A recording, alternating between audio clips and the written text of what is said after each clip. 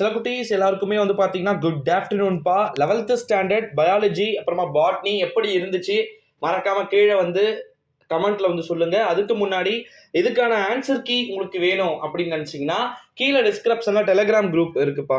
ஓகேங்களா, மறக்காம வந்து ஜாயின் பண்ணி விசிட் பண்ணுங்க. ஏன் அப்படின்னா A type B type 11th standard ஹிஸ்ட்ரிக்கு ஓகேங்களா, அப்புறம் பிஸ்னஸ் மேக்ஸ் எல்லாமே வந்து பார்த்தீங்கன்னா 140 இல்லை 145க்குள்ள உங்களுக்கான ஆன்சர் கீ மோஸ்ட்லி எல்லாமே வந்து பார்த்தீங்கன்னா வந்துடும். ஸோ 11th ஸ்டாண்டர்ட் பயாலஜி மட்டும் கொஞ்சம் டிலே ஆகும். ஏன் அப்படின்னு வந்து பார்த்தீங்கன்னா நீங்கள் வந்து எழுதி இருக்கக்கூடியதுக்கு ஏ டைப் பி டைப் வந்து மேபி கேட்கப்பட்டு இருக்கலாம்.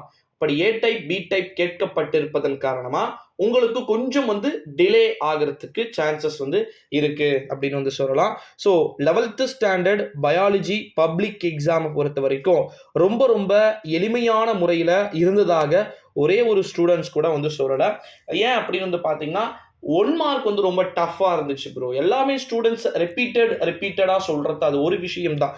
1 மார்க் வந்து ரொம்ப கஷ்டமாக இருந்துச்சு. ஃபஸ்ட்டு பார்ட்லேயும் சரி, நெக்ஸ்ட் அடுத்த பார்ட்லேயுமே வந்து சரி, 1 மார்க் தான் வந்து கொஞ்சம் டஃப்பாக வந்து இருந்துச்சு அப்படின்னு சொல்லிட்டு சொல்லியிருந்தீங்க. ஸோ உங்களுக்கும் மோஸ்ட்லி அப்படி தான் இருந்துச்சா, இல்லை அப்படின்னா ஈஸியாக இருந்துச்சான்னு சொல்லுங்கள். டீட்டெயில்ஸ் அதாவது 5 மார்க் கொஸ்டின்ஸ் வந்து 4 கொஸ்டின்ஸ் வந்து எழுதணும். இதில் 35, அதில் ஒரு 35 70 மார்க்னு வச்சுக்கோங்க. இதில் எவ்வளோ மார்க் வேணால் எடுக்கலாம். ஓகேங்களா, எவ்வளோ மார்க் வேணால் எடுக்கலாம். அதில் ஒரு 8, இதில் ஒரு 8 எடுத்தால் பாஸ் தானே ப்ரோ அப்படின்னு சொல்லிட்டு சொல்கிறீங்க. அப்படியே கான்செப்ட் வந்து இருக்கான்னு தெரியல. ஆனால் ஈஸியான மார்க் வந்து கண்டிப்பாக எடுத்துடலாம். ஓகேங்களா, ஸோ அதை வந்து நீங்கள் பெருசாக வரி பண்ணிக்க வேண்டிய அவசியம் இல்லை.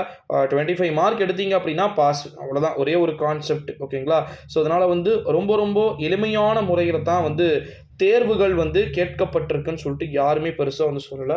கொஞ்சம் டஃப் தான் ப்ரோ அப்படின்ற மாதிரி வந்து சொல்லியிருக்கீங்க. ஒரு சில ஸ்டூடெண்ட்ஸ் ரொம்பவே வெரி மோசம் அப்படின்றத வந்து உங்களுடைய கமெண்ட்ல வந்து சொல்லியிருக்கீங்க. ஸோ பார்க்க முடிகிறது. ஸோ வெயிட் பண்ணி பார்க்கலாம் சில குட்டீஸ் எப்படி அடுத்தடுத்த எக்ஸாம்ஸ்லாம் வந்து கேட்குறாங்க அப்படின்னு சொல்லிட்டு.